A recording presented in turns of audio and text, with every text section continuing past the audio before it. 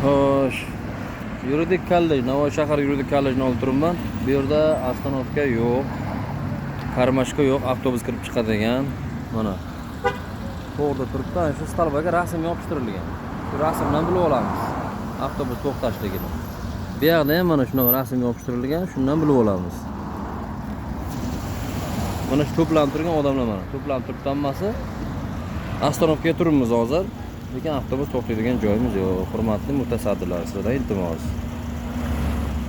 Yo'l boshqarma boshlig'i, boshqarmasi Navoiy shahar ostanovka qurishda yordamini qilsaydi xalq uchun.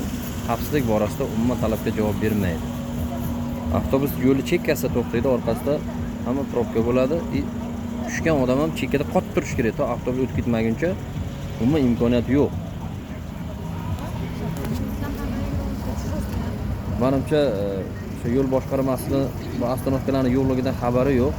Agar ular buni xabar topishganda edi, ular kamchilikni bartaraf qilishgan bo'lar edi. Shuni paydo bo'lardi. Menimcha yetib bormagan.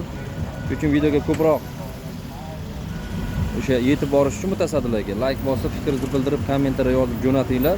Yetib borsin, ostanovkalar xudo xolasa kamchiliklarni bartaraf bo'ladi. Sizlardan iltimos, mutasaddilar bu bo'yicha bosh qotirishlaringizni iltimos qilamiz. Xalq nomidan